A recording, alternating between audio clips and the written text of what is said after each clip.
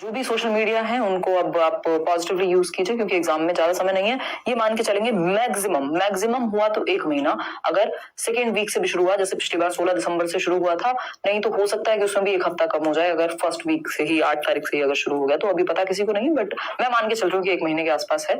अब कुछ marathon sessions लगाएंगे इस वीक में, 1-2 दिन रुक करके। हाँ, नोट्स पे आ रहे हैं, अभी आ रहे हैं। आप इतने ये सब्सक्राइब करके बेल आइकन जरूर प्रेस कर लेना, अदरवाइज तो इतने समुद्र है, अथाह समुद्र है यूट्यूब पे, आप खो जाएंगे चैनल्स के बीच। और मेरे ही नाम पे पता नहीं कितने सारे चैनल्स हैं, तो वो भी देखना है। और टेलीग्राम चैनल पर ये जो नोट्स की बात सारी हो रही है, लगभग 5 सब्जेक्ट के नोट्स आपको मिल जाएंगे। एक्चुअली मैंने डिसाइड किया एंड मोमेंट पे कुछ पिक्चर्स भी हम ऐड करें, तो टाइम लगता है, थोड़ा सा लग रहा है टाइम, बट हो जाएगा काम। मतलब काम आपका तसल्ली से तो नहीं, बट ठीक ठाक चल रहा है। थोड़ा सा समय और दो मुझे। आज तो हमारे टाइपिस्ट जी गायब थे, अदरवाइज तो ये काम आज हो जाता। तो कुल मिलाकर के हम क्या कर लेंगे इसको,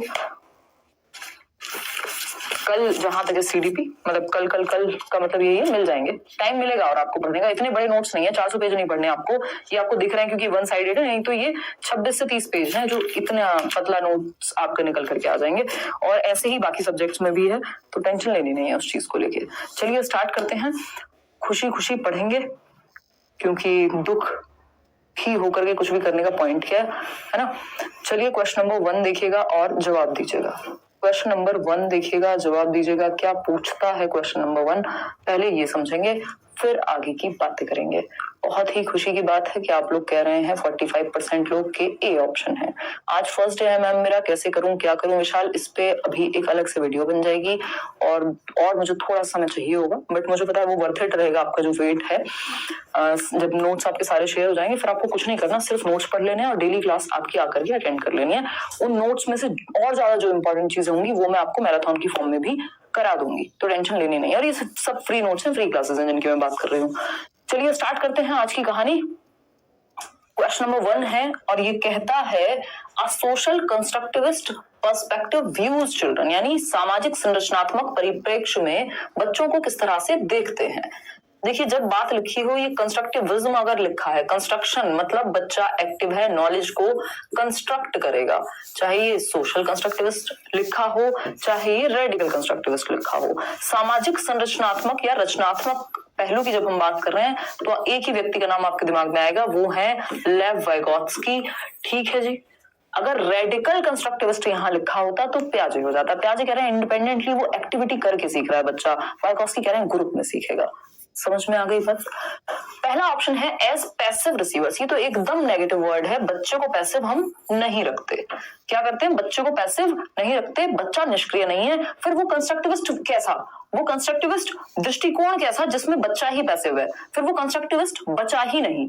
ठीक, तो ये तो नेगेटिव हो गया। क्या हुआ भाई, बी ऑप्शन है independent of their socio cultural content, यानी सामाजिक सांस्कृतिक संदर्भ से स्वतंत्र होते हैं। इसको दूसरी भाषा में क्या कहते हैं, कल्चर न्यूट्रल लर्निंग कहते हैं। तो ये बात ध्यान रखिएगा, जितने भी लोग वाइगोत्स्की को देखते हैं और कल्चर देखते हैं, एक साथ आंसर कर देते हैं। ये कल्चर न्यूट्रल अगर इसकी जगह लिखा होता ना, तो इसका मतलब हो जाता सांस्कृतिक या संस्कृति तटस्थ, मतलब कल्चर 0 है। इसका मतलब ये नहीं कि कल्चर को सपोर्ट किया जा रहा है, ये ध्यान रखिएगा, वर्ड्स से खेल जाते हैं सीडीपी में। तो independent of the social context, यानी सोशल कॉन्टेक्स्ट से स्वतंत्र है, सोशल कॉन्टेक्स्ट का कोई फर्क नहीं पड़ रहा जिस समाज और जिस संस्कृति में रह रहे हैं। ये बात बिल्कुल गलत है। आप जिस समाज, जिस संस्कृति में, जिस जगह पर रह रहे हैं, वहां की समाज और संस्कृति का या स्थितियों का, परिस्थितियों का आप पर प्रभाव पड़ता है। बहुत एक्सेप्शनल लोग होते हैं जो डिफरेंट निकल जाते हैं खराब सिचुएशन में भी। ऑप्शन नंबर सी देखिए, as active constructors of knowledge, क्या हुआ, as active constructors of knowledge, यानी ज्ञान के सक्रिय सृजनकर्ता के रूप में। ये बात सही है, जहां कंस्ट्रक्टिविस्ट लिखा होगा वहां बच्चा एक्टिव होगा, और एक्टिव होगा तो मीनिंगफुल लर्निंग होगी। यानी कि as active constructors of knowledge, यानी ज्ञान के सक्रिय सृजनकर्ता के रूप में वो बच्चा जो ज्ञान का सृजन करता है और एक्टिवली सृजन करता है, बच्चा एक्टिव होकर के सीखता है। As pre programmed by heredity यानी क्या कहते हैं इसको, हम बायोलॉजिकल कंस्ट्रक्ट कहते हैं। बायोलॉजिकल कंस्ट्रक्ट को तो क्या किया है, इग्नोर किया है वाइगोत्स्की ने, जिसको ये सोशियो कंस्ट्रक्टिविस्ट पर्सपेक्टिव कह रहे हैं, वो वाइगोत्स्की की ही बात हो रही है। तो वाइगोत्स्की ने नेग्लेक्ट किया है जैविक आधार परिवार को, हेरिडिटी को, ये इनकी एक आलोचना भी मानी जाती है। अब आप सिर्फ आंसर मार्क नहीं कर सकते, अगर बाकी के तीन पूरे क्वेश्चन को एनालाइज नहीं किया तो पेपर में फंस जाएंगे फिर, ठीक है ना। तो आंसर क्या है, सी ऑप्शन सही है कि एक्टिव कंस्ट्रक्टर है बच्चा नॉलेज का। ठीक, अब यहां चाहे रेडिकल लिखा होता आंसर तब भी सेम ही होता। क्वेश्चन नंबर 2 देखिएगा एक बार, आपका फेवरेट असर्शन यानी अभिकथन और रीजन वाला क्वेश्चन है। देखिए, समझिए और जानिए। असर्शन यानी अभिकथन कहता है sound nutrition, adequate sleep and physical activity promote children's abilities to engage in social interaction which in turn stimulates cognitive growth, यानी सही पोषण, पर्याप्त नींद और शारीरिक गतिविधि, यानी बच्चे को एक्टिविटी करने का मौका मिल रहा है, वो खेल कूद रहे हैं साथ में, इन सब और खाना ठीक मिल रहा है तभी खेल कूदने का भी मन करेगा। शारीरिक गतिविधि बच्चों की सामाजिक अंतःक्रियाओं में संलग्न होने की योग्यता को बढ़ा देती है, यानी अगर सब कुछ आसपास कॉन्ड्यूसिव है, बच्चों को अच्छी नींद मिल रही है, खाना मिल रहा है, फिजिकल एक्टिविटी करने को मिल रही है, तो ग्रुप में खेलेगा, कूदेगा, मजे करेगा, तो यानी उसका सोशल इंटरेक्शन, सामाजिक अंतःक्रिया इन रिटर्न उसको, उसके संज्ञान को, उसके दिमाग को बढ़ावा देगा। क्यों? क्योंकि विकास के सभी प्रकार आपस में संबंधित होते हैं। यदि शारीरिक विकास, सामाजिक विकास, संवेगात्मक विकास और संज्ञानात्मक विकास, पीसीएसई जिसको हम कहते हैं, ये सब सही हो रहे हैं तो संज्ञानात्मक भी सही होगा, है ना। तो इंटर रिलेटेड होते हैं विकास के चारों मुख्य पक्ष, तो इसलिए एक अगर अच्छे से हो रहा है तो दूसरे पर भी प्रभाव पड़ेगा। अगर हाथ में चोट लगी हुई है तो हो सकता है वो दर्द दिल पे भी रहे, है ना। मूड जिस दिन खराब है तो हो सकता है काम पर भी असर आए, तो दिमाग पर भी। ठीक, रीजन क्या है इसका, all domains of development are inter related and influence each other. कमाल हो गया, यही बात जो मैंने आपको अभी बताई वही इन्होंने कहा है कि विकास के सभी पहलू क्या हैं, एक दूसरे से प्रभावित होते हैं। अब ये दोनों बातें ट्रू हैं, सत्य हैं, इसमें कोई दोहराया नहीं है, लेकिन कौन सा कॉम्बिनेशन सही होगा। Both A and R true and R is the correct explanation. Simple बात, सरल बात, सुंदर बात। ये तो वैसे भी आपको बहुत ज्यादा पता है, पसंद है ये ऑप्शन कि जब कुछ समझना है तो ये कर दो। हालांकि हमेशा सही नहीं होता, बट इस केस में 100% सही है क्योंकि दोनों बातें सही है और यही मतलब है। कोई कह रहा चॉकलेट दीजिए, अभी शायद संग देंगे आपको चॉकलेट, ये स्कूल से लेके आए हैं आज। क्वेश्चन नंबर 3 देखिएगा, क्वेश्चन नंबर 3 देखिएगा और तब जवाब दीजिएगा। क्वेश्चन नंबर 3 क्या कहता है भाई, क्वेश्चन नंबर 3 पढ़ लीजिए, बहुत बड़ा सा सवाल है, लेंथी तो होते ही हैं सीडीपी के क्वेश्चन, है ना। देखिएगा, पोल नहीं आ रहा, बिल्कुल आ रहा है यार पोल, कैसी बातें कर रहे हो, बिल्कुल आ रहा है। हमने डिनर नहीं किया, इतनी तेज भूख लगी है पोल के चक्कर में, ऐसे कैसे नहीं है। वरना शौर्य भैया आज हमें चाय पिलाते, निशा दीदी तो गायब है। पोल मिल तो रहे साथ में, साधना, हैप्पी चिल्ड्रंस डे भाई। चलिए, बहुत ही बढ़िया, बहुत ही बढ़िया, गजब गजब गजब। देखिएगा क्वेश्चन नंबर 3 क्या कहता है ये समझेंगे। As soon as Sunita began to walk, यानी जैसे ही सुनीता ने चलना शुरू किया, she would dance whenever she heard music, उसको कहीं से धुन सुनाई देती और वो नाचना शुरू कर देती। जैसे ही उसने अपने पैरों पे खड़े होना शुरू किया, चलना शुरू किया, वैसे ही जब उसको म्यूजिक सुनने को मिलता है तो वो कुछ करना शुरू कर देती। ठीक है बात। Her parents clapped when she danced and encouraged her to imitate dancing by children on the TV shows. उसके पेरेंट्स ने जब ये देखा भैया हमारे बच्चे में ये कुछ क्षमता सी है तो क्या करा, उन्होंने तालियां बजाई, वेरी गुड, शाबाश, अरे बेटा तुम रियलिटी शो देख के ना डांस की प्रैक्टिस किया करो। क्या किया, एनवायरमेंट ने जो हेरिडिटरी एबिलिटी उसके अंदर क्षमता थी, कहीं ना कहीं इंटरेस्ट था अंदर से, उसको बढ़ावा दे दिया। बात तो सही है। Soon Sunita started to dance quite well. कुछ ही टाइम की बात थी, सुनीता ने आग लगा दी, मतलब सुनीता बहुत अच्छा डांस करने लग गई कुछ ही समय में। कितना लेंदी है लेकिन आसान है ना तानिया, आसान है। फर्स्ट ऑप्शन है development is a result of interaction between heredity and environment. बिल्कुल लड्डू क्वेश्चन। विकास आनुवंशिकता और परिवेश दोनों के बीच की अंतःक्रिया है, यानी विकास गुणनफल है प्रकृति एवं पोषण का, हेरिडिटी एवं एनवायरनमेंट का। ठीक है जी, आनुवंशिकता और वातावरण का। अगर एनवायरनमेंट नहीं मिलेगा, अगर टीवी शो कभी दिखाया ही नहीं, म्यूजिक कभी सुना ही नहीं एनवायरनमेंट में, कहां से डांस करेगी। और माँ बाप ने एनकरेज किया, कुछ बच्चों को दबा दिया जाता है, अरे ये डांस करना कोई तुम्हारा काम है, मत करो, ये खराब बात है, तो नहीं हो पाता डेवलपमेंट। तो हेरिडिटी यानी उसके अंदर वो आंतरिक क्षमता, वो हेरिडिटरी भी थी चीजें, और क्या था, एनवायरनमेंट भी वैसा मिला। सिंपल है, कोई दिक्कत नहीं है। हाँ, सोमीन कह रहे हैं कि इस क्वेश्चन को पढ़ने की जरूरत नहीं, ऑप्शन ही काफी है। हाँ बिल्कुल सही बोल रहे हो आप, लेकिन ऐसा नहीं है कि हमेशा आंसर यही होगा, ये भी याद रखिएगा। कई बार हम ओवर कॉन्फिडेंस में क्या करते हैं, हमने दिमाग में रटा हुआ है हे heredity and environment, heredity and environment, development बराबर हेरिडिटी एंड एनवायरनमेंट। क्वेश्चन में पूछा जी आंखों का जो आपका रंग है वो कहां से ज्यादा निर्धारित होगा, आपकी हाइट किससे ज्यादा निर्धारित होगी, इंटेलिजेंस पे किसका ज्यादा प्रभाव पड़ता है। आंसर होगा हेरिडिटी, लेकिन हमने तो रट्टे लगाए हैं, हेरिडिटी एंड एनवायरमेंट होगा आंसर। तो ऐसा नहीं करना है कि बस ऑप्शन देखा खत्म, टाटा बाय बाय फिनिश, ठीक है ना। मॉर्निंग में आप लाइव क्लास क्यों नहीं लेते, जया अभिमन्यु कह रहे हैं। चलिए जया, मैं एक बार प्लान करती हूँ कि 2 क्लास रख पाए, मॉर्निंग तो नहीं बट हाँ आफ्टरनून में भी अगर हो पाए तो अच्छा रहेगा, ठीक। तो ये क्वेश्चन ध्यान से पढ़ लीजिएगा, नहीं तो गड़बड़ हो जाएगी, 1 नंबर में फंसा देगा आपको। ये तो किस्मत अच्छी है आपकी कि ए ऑप्शन भी इन्होंने सही दे दिया। डेवलपमेंट इज डिसकॉन्टिन्यूअस, जी नहीं कॉन्टिन्यूअस होगा। डिसकॉन्टिन्यूअस किसके अकॉर्डिंग होगा, प्याजे चचा के अनुसार। आज मैंने देखा था कोई तो कॉमेंट आया था तो उन्होंने अपना नाम ही लिख रखा था, प्याजे चचा स्विट्जरलैंड वाले। देख रहे हैं, इतने क्रिएटिव लोग हैं जिसकी कोई हद नहीं है हमारे चैनल पे। अगर हम बात करें डेवलपमेंट इज टोटली अनप्रेडिक्टेबल, भाई प्रेडिक्टेबल होता है, ऐसा थोड़ी कि बिल्कुल अनप्रेडिक्टेबल। सुबह उठे हाथ इतना लंबा निकल गया पता ही नहीं चला, लग रहा है कि भाई साहब डर लग रहा है देख के। अनप्रेडिक्टेबल ऐसा नहीं होता कि आज बच्चा इतना सा था और कल इतना बड़ा हो जाएगा अचानक से, माँ बाप ही भाग जाएंगे, ठीक। Development is determined solely by heredity, यानी सिर्फ हेरिडिटी निर्धारित करती है, जी नहीं। कुछ पक्ष जो है विकास के वो ज्यादातर प्रभावित होते हैं हेरिडिटी से, जैसे आपकी आंखों का रंग, आपके बालों का टाइप, आपकी बॉडी स्ट्रक्चर और भी कुछ ऐसी चीजें, आपकी बुद्धि। लेकिन एनवायरमेंट से कुछ और ज्यादा पक्ष, जैसे न्यूट्रिशन, एजुकेशन, और दोनों मिलके चलते हैं। ऐसा कोई भी चीज नहीं है जिसमें सिर्फ हेरिडिटी कारगर है, लेकिन किसी क्षेत्र में हेरिडिटी ज्यादा प्रभावी हो जाती है। इसका मतलब ये नहीं कि वहां एनवायरमेंट नहीं है, लेकिन हेरिडिटी ज्यादा प्रभावी हो गई, ठीक है ना। चलिए बहुत बढ़िया, इंडियन वर्जन ऑफ प्याजे, राइट। चलिए आगे बढ़ते हैं।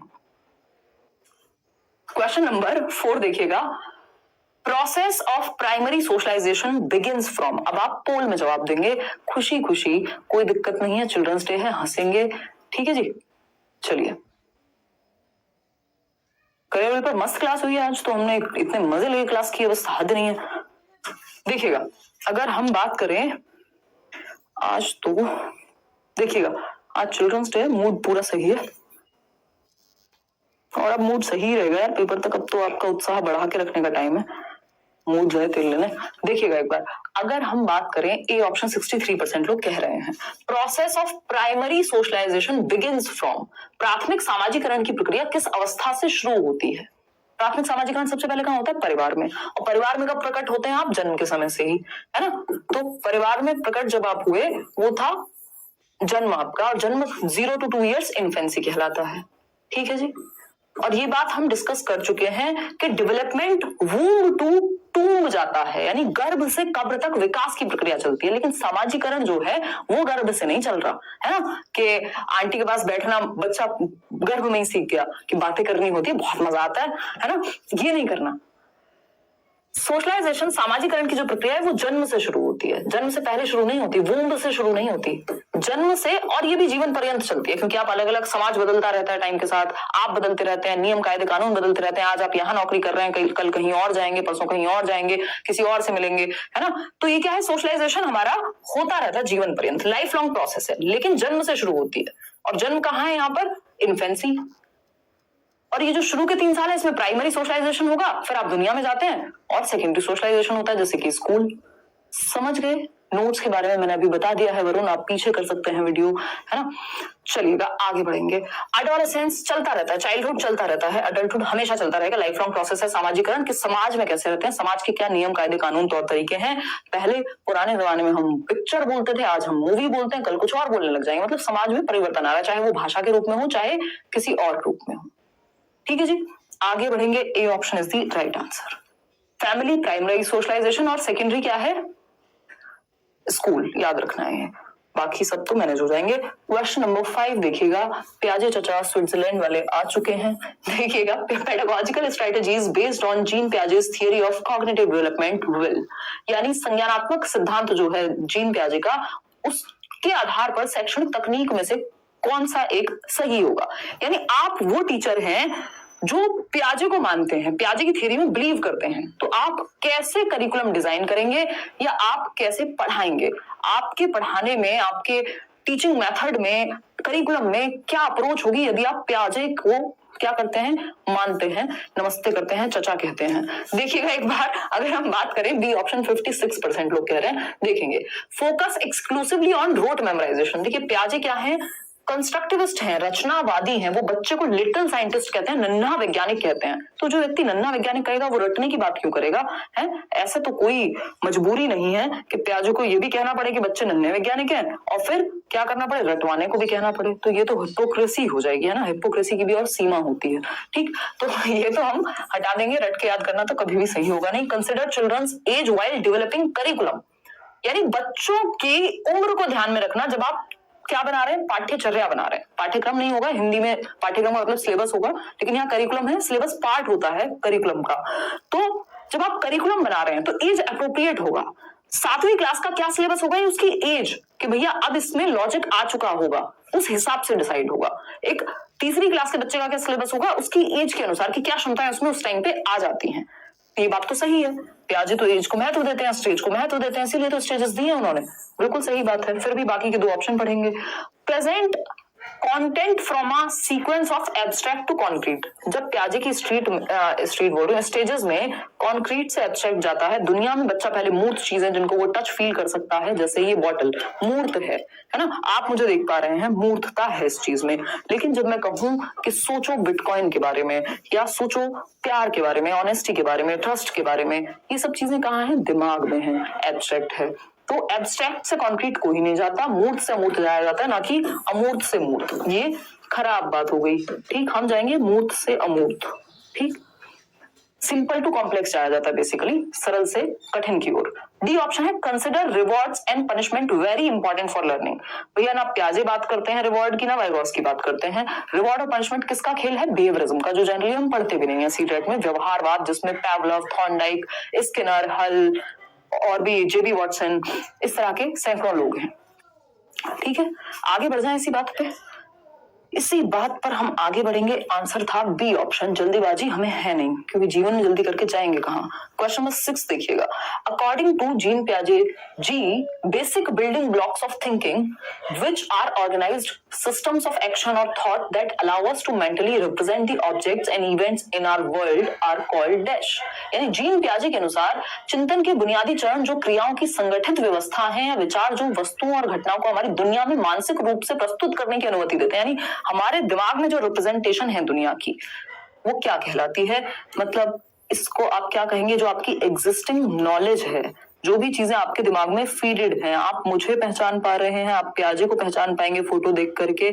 इसका मतलब क्या है, इसका मतलब है आपके स्कीमा में, आपकी एग्जिस्टिंग स्कीम्स में, आपके ब्रेन में, आपकी प्रीवियस नॉलेज में प्याजे कहीं ना कहीं हैं। ठीक, तो इसको स्कीमा कहते हैं। ZPD तो प्याजे का कॉन्सेप्ट भी नहीं है।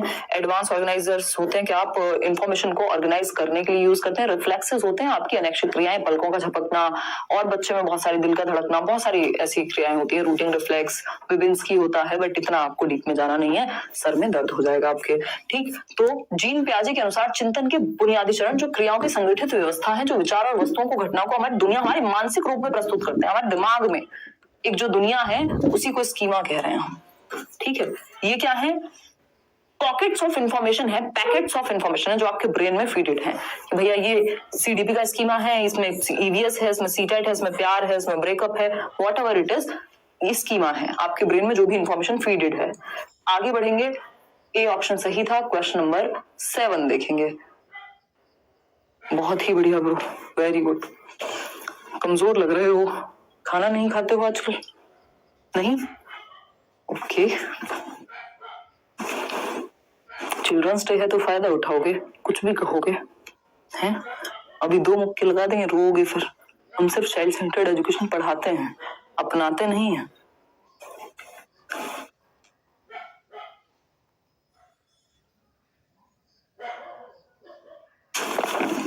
देखिएगा देखिएगा, समझिएगा, जवाब दीजिएगा। आपको चॉकलेट भिजवाएंगे, मीटअप में मिलेंगे, डोंट वरी। देखिएगा, लाइक शेयर करना आज आप भूल गए, अगर कहना भूल गए हैं तो आप करना भी भूल गए। देखिएगा, who proposed that social interactions play significant role in transforming basic mental capacities into higher cognitive processes। यानी किस सिद्धांतकार ने यह प्रतिपादित किया था कि सामाजिक अंतःक्रियाएं आधारभूत मानसिक क्षमताओं को उच्चतर संज्ञानात्मक प्रक्रियाओं में, कुल मिला के बात यह है कि आपके संज्ञानात्मक विकास में बढ़ोतरी होती है जब आप समाज में लोगों में इंटरेक्ट करते हैं, उनसे बात करते हैं, जैसे अभी मैं और आप बात कर रहे हैं, तो हमारी समझ विकसित होती है जब हम वाद विवाद डिस्कशन करते हैं। ठीक है ना शबाना? तो जब हम डिस्कशन, चर्चा परिचर्चा, यानी जब हम समाज में इन्वॉल्व होते हैं तो हमारा संज्ञानात्मक विकास, हमारी सोचने समझने सीखने जानने, इमेजिनेशन, मेमोरी, हर चीज अच्छी होती है, जिसको हम संज्ञानात्मक विकास कहते हैं, कि हमारी दुनिया की समझ, हमारी मानसिक क्षमताएं बेहतर होती है। क्योंकि सोशल इंटरेक्शन लिखा हुआ है तो समझ जाएंगे आप। बीपीएल से याद रखेंगे, एससीएल, सोसाइटी, कल्चर, लैंग्वेज, ये 3 फैक्टर्स बहुत ज्यादा महत्वपूर्ण है वाइगोस्की की भाषा में। सही है। स्किनर को कोई पढ़ी नहीं है समाज वमाज की। लॉरेंस कोलबर्ग मॉरल डेवलपमेंट की बात करते हैं, क्योंकि ये बिहेवियरिस्ट हैं, व्यवहारवादी, इनको रिवॉर्ड पनिशमेंट कंडीशनिंग इनकी बातें पता है। हार्वर्ड गार्डनर अपना बहुबुद्धि की बात करेंगे, इनको क्या लेना देना सामाजिक इंटरेक्शन से। तो ये तो एक ही व्यक्ति हैं, लेव वाइगोस्की, जो ऐसी बातें करते हैं बहकी बहकी सी। ए ऑप्शन है सही, मतलब अच्छी बात करते हैं ये, नो डाउट। एक और क्वेश्चन है वाइगोस्की जी से, देखिएगा, जवाब दीजिएगा, और फिर हम इतने आपका क्वेश्चन पढ़ लेते हैं। दीपा धिमन कह रही, मैम यहाँ जब आप क्लास लेती हो तो क्वेश्चन सब सही होते हैं, बट प्रीवियस किया तो ओनली 19 या 20 सही है और टोटल 63 आए हैं, कैसे क्लियर होगा मैम? दीपा, आपको नोट्स दिए जाएंगे, मुश्किल से 100 पेज के नोट्स होंगे सारे सब्जेक्ट मिला करके, वो भी मैं मैक्सिमम बढ़ा के बता रही हूँ आपको, तो आप उनको पढ़ लीजिएगा, बार बार पढ़ लीजिएगा, हाईलाइट कीजिएगा, और क्वेश्चंस यहाँ जो चल रहे हैं इनको प्रैक्टिस करिए। साथ में प्रीवियस ईयर खुद भी लगाइए। उसके 2 रीजन है, जब आप खुद से करते हैं तो नहीं होता। पहला रीजन ये है कि आपकी प्रैक्टिस में कमी है, दूसरा आप पढ़ के समझ नहीं पा रहे हैं। पढ़ के अगर आप समझ नहीं पा रहे हैं, इसका मतलब प्रैक्टिस पहले से कम की होगी, तभी नहीं समझ पा रहे हैं। तो पढ़ के समझना जरूरी है क्वेश्चन को, और यहाँ थोड़ा स्कैफोल्डिंग होती है, आपका आत्मविश्वास अपने आप बढ़ा हुआ रहता है, तो थोड़ा कॉन्फिडेंस को बढ़ा के खुद से भी अटेम्प्ट करना है, तो हाँ कि ठीक है, देखती हूँ, मेरे को पता है, सारी चीजें पढ़ी हुई है, ऐसा नहीं है, तो वो अटेम्प्ट करना है। समझ के पहले क्वेश्चन समझ लेंगे, हमारी आधी प्रॉब्लम वहीं सॉल्व हो जाएगी। तो पढ़ के समझने की दिक्कत है, और यहाँ भी सेशन अटेंड करोगे तो पढ़ के समझना अपने आप अच्छा हो जाएगा, आपकी थॉट प्रोसेस मेरी थॉट प्रोसेस से अलाइन हो जाएगी कि पढ़ के कैसे समझा जाता है क्वेश्चन को। ठीक है ना? तो वो समय लगेगा, ऐसी बात के तो पैसे हैं, वरना हम तुम्हारे जैसे हैं। वाह, गजब।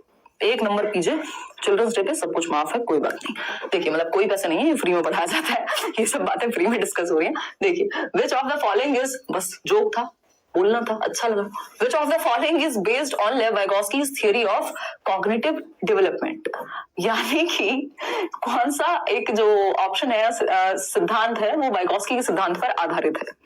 बताइएगा फटाफट से, इससे पहले के आप लोग ज्यादा हंसे। घर में ज्यादा हंसना नहीं है। आज मेरा कजन आया था तो वो कह रहा था कि दीदी, मैं फलाने सर की वीडियोस देखता हूँ, तैयारी कर रहा होगा एसएससी वगैरह की, तो वो हंसाते हैं बीच बीच में, तो उस चक्कर में क्या होता है, पापा जी पीछे से पूछते हैं, भाई तू पढ़ रहा है कि कुछ और कर रहा है?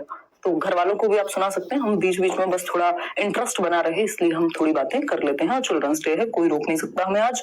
देखिएगा, अगर हम बात करें, 53% लोग जो है वो ए उत्तर सही दे रहे हैं, यानी रेसिप्रोकल टीचिंग, पारस्परिक अध्यापन।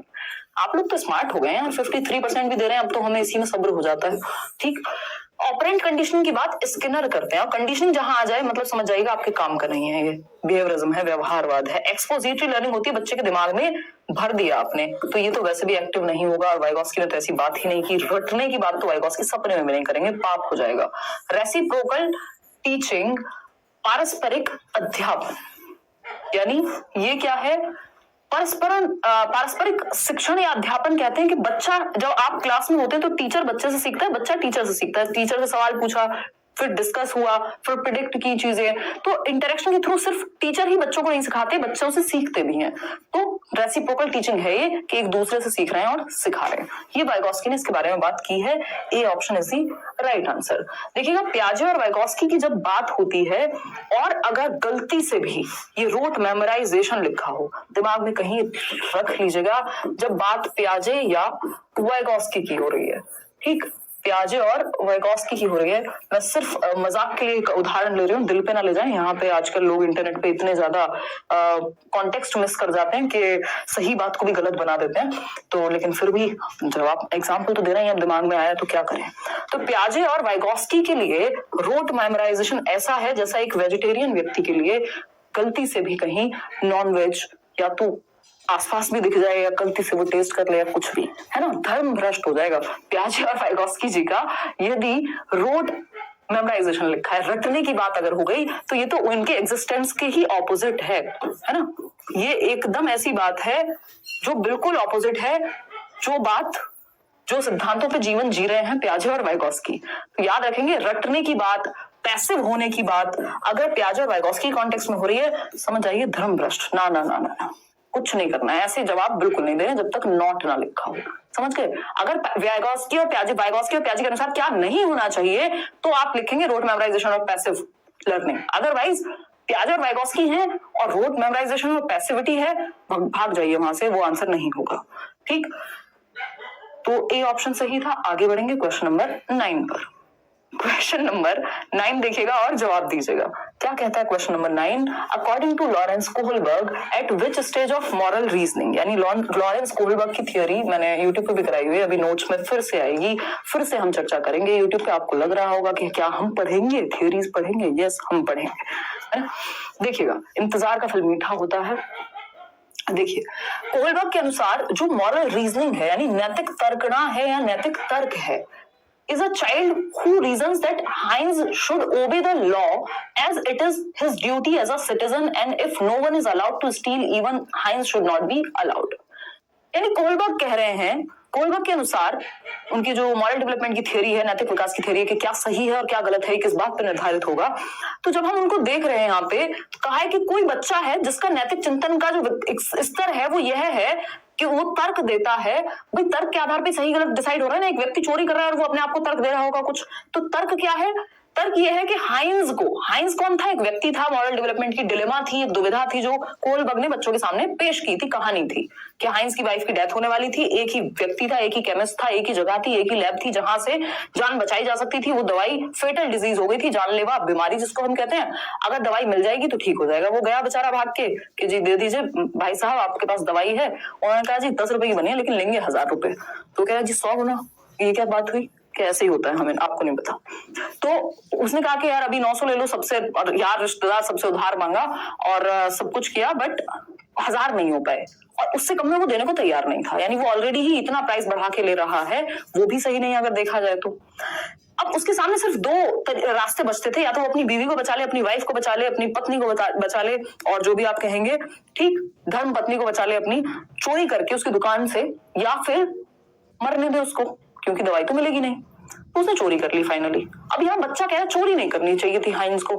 एक बच्चा है, कोई कुछ बच्चे कह रहे होंगे हाँ सही किया जी, सही किया, है ना, कोई बात नहीं, जान बचा ली, वो भी तो गलती कर रहा था कुछ।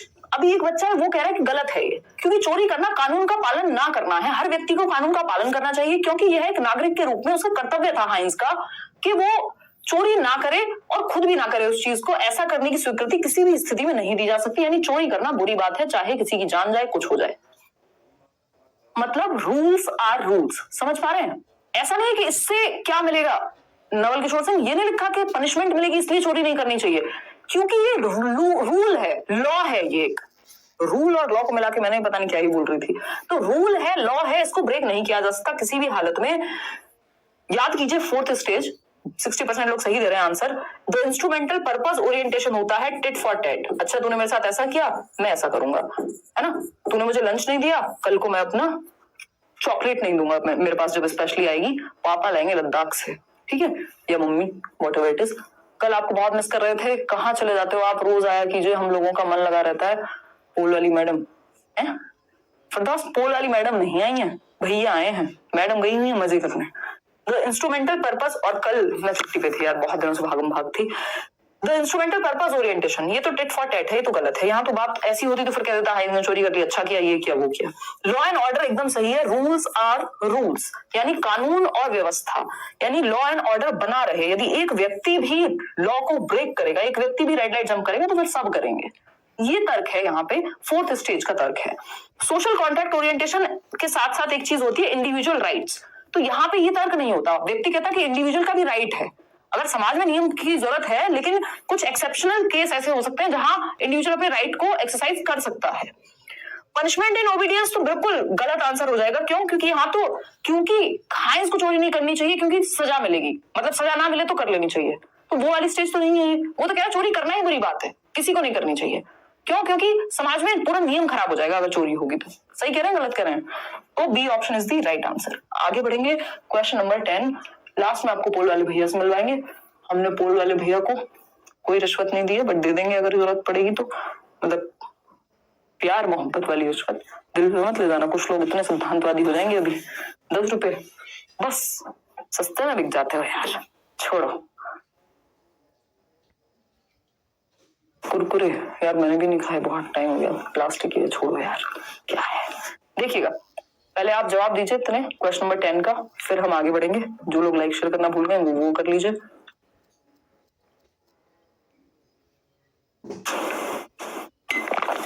बताइएगा। ए है 73% लोग। क्या कह रहे हैं? Which of the following approach is in line with the principles of child centred education? Child centred education याद करिए, CCL, क्रिएटिव बच्चा, क्यूरियस बच्चा, लर्निंग एबिलिटी रखने वाला बच्चा। ठीक है, ये आपको सारे फंड दिए हुए हैं, हर एक थ्योरी में लगभग मैंने छोटे छोटे निमोनिक्स दिए हुए हैं कि बच्चा क्या है, क्यूरियस है जन्म से ही, जिज्ञासा रखता है, रचनात्मकता की क्षमता है और लर्निंग की एबिलिटी है। बच्चे को इंडिपेंडेंट होना चाहिए, एक्टिवली उसको नॉलेज को बिल्ड करना चाहिए। बच्चे के अनुसार शिक्षा चाइल्ड सेंटर्ड शिक्षा है, अनुसार भी नहीं तो सेंटर में रख के। तो school should account for each students personal needs and interest, बच्चे की रुचि को जाने, क्योंकि बच्चा क्रिएटिव है, क्यूरियस है, लर्निंग की एबिलिटी रखता है। सही है। बी ऑप्शन है emphasis should be given on instructions through lectures only. तो बोर हो जाएगा बच्चा, पैसिव हो जाएगा बच्चा। जहां पैसिव है, निष्क्रिय है, ज्यादा एक्टिव नहीं है, तो वो खराब ऑप्शन है। All the students should meet the uniform standards by the teacher. Uniform standard मतलब सबके लिए एक जैसा। चाइल्ड सेंटर्ड एजुकेशन कहती है, मैंने आपको लास्ट टाइम भी डिस्कस किया था, एक वर्ड है, बार बार दिमाग में बिठाइएगा, जल्दबाजी में मत रहिएगा कि नंबर ऑफ क्वेश्चन पता नहीं कितने कर लें और कॉन्सेप्ट पता ना हो।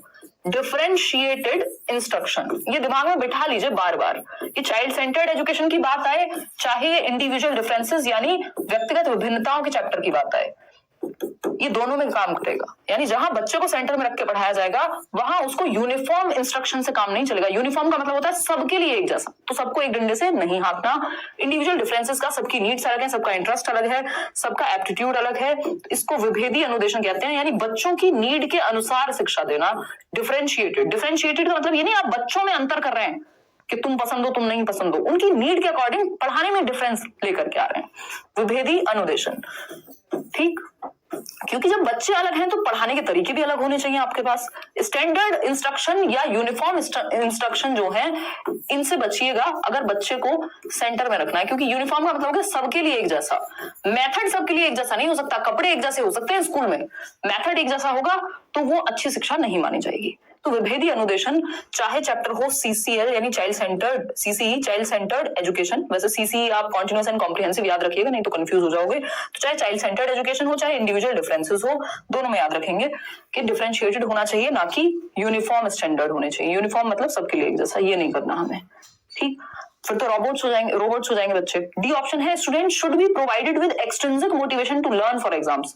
मोटिवेशन कौन सी अच्छी होती है, आज भी हम बैच में भी कर रहे थे, एक्सटर्नल नहीं इंटरनल मोटिवेशन अच्छी होती है, जो अंदर से बाहर जाए, जिसका रीजन बाहर ना हो, जिस काम को करने का रीजन अंदर हो।